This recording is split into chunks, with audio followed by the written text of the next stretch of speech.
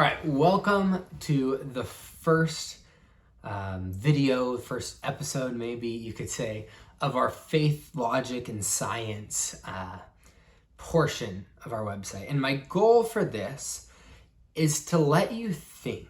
So I'm not going to necessarily give you the answers.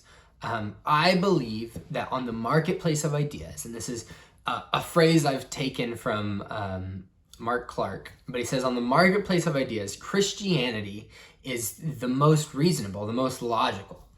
And so I want to evaluate that. I want to look at some of the logical reasons for Christianity, some logical reasons for theism in general. Like, why would we believe that there's a God when we know so much about science? And so some of these videos, what we're going to be doing is we're going to be looking and looking at some of the logical reasons just for you to think about that might support there being a God, that might support the Christian God, that might support that kind of stuff. And so these are going to be shorter videos, only 5 minutes. Maybe if I'm feeling really long-winded, we'll go 10 minutes. And so it's not to answer all of the questions. There's some guys that can speak on hours and hours for this topic. And we'd still come to debates, and they have debates on this. So I'm not going to give you the definitive answer. I just want to give you some thoughts that you can have that maybe you've never thought of before, that might help encourage your faith, that might challenge you to believe in a faith, or might just open up your worldview and see what some other people believe. And so the first thing that we're going to talk about is evolution. I know, and you're like, evolution, oh my goodness. Like, this is the big thing. I've had people tell me they don't believe in God because they believe in science, right? And I tell them, well, I believe in science so much that I have to believe in a God. And evolution is one of these things that just gets thrown around. And it is a theory. It's called the theory of evolution. But we take it kind of as science fact. And let me tell you what we're talking about. We're talking about macroevolution. So there's microevolution, which is also called adaptations, which nobody argues with.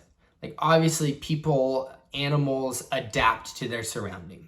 This is what Darwin saw on the Galapagos Islands with the different finches. This is what different breeds of dogs, right? It's all adaptations, and they were bred specifically for those adaptations. And so nobody has any argument about adaptations or microevolution. The thing that happens when we change from microevolution to macroevolution, which is macro means big, large scale, and so that's talking about more of a change of kinds. So, changing from a bird to a fish, or changing from a fish to a bird, or a fish to a dog, or a fish to a human, or a fish to, that's kind of macroevolution. And we don't often think about that because that sounds funny, like fishes don't turn into humans. But when we look at evolution and this idea that humans evolved from apes, right, and we bring it all the way back, because we can't just say, look, humans and apes kind of look alike. Because sure, humans and apes kind of look alike. Cats and dogs kind of look alike too, right? There's a certain sense where humans and apes, sure, they look alike. But when you take the theory of evolution all the way back to the start, what it says is that somehow life began, which is kind of funny because we've known since the 1600s that spontaneous generation is not a thing.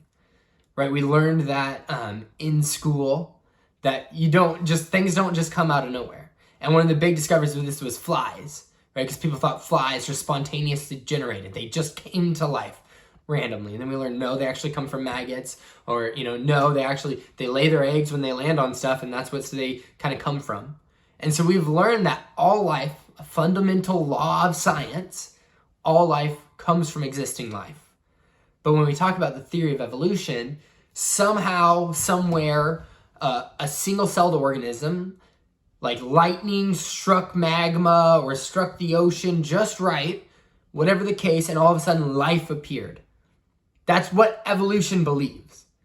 There's no argument there. That is the theory of evolution posits that life began somehow, self-replicating DNA somehow appeared, right? Because we're saying there's no God. And so somehow life just appeared, which breaks all of the laws of science. But somehow that happened.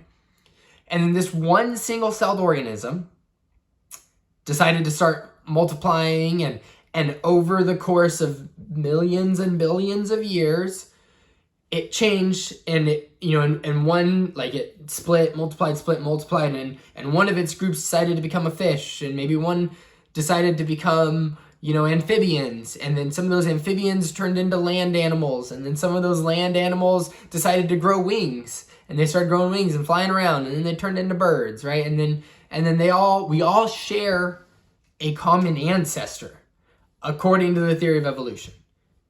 Now, what's crazy about this, and I think if we put our logical thinking caps on for a second, it's kind of strange for us to say that one single-celled organism, not only did it not die, was it never wiped out, right? But that it was able to evolve and transform into everything around us. Every single life came from this same single-celled organism, just because there was enough time. Now, I don't know about you, but it doesn't make that much sense to me that some animals would develop wings and others wouldn't. The concepts start breaking down. It doesn't make sense when you actually look at it and dig into it. Like, why would some turn into a mosquito and others turn into a blue whale? Like, sure, the argument goes over millions of years, different adaptations and survival of the fittest and all this stuff. And that actually, survival of the fittest is a topic that we'll cover again, because that brings up the idea of morals, and that's another one that's great for this forum here. But my point is that evolution, when we get to the nitty-gritty of it, it still believes in a lot of stuff that defies science. The beginning of life, according to evolutionists, is like life just happened. It broke the laws of science, say all life comes from life, and maybe, the lightning striking the magma is what created this single-celled organism, and that, is able to replicate and has DNA and is able to do all this stuff. Which is funny because, like, the second law of thermodynamics will tell us that, like, chaos is what ensues. Like, things don't become more complicated, they become less complicated. And so all of evolution is based off of that.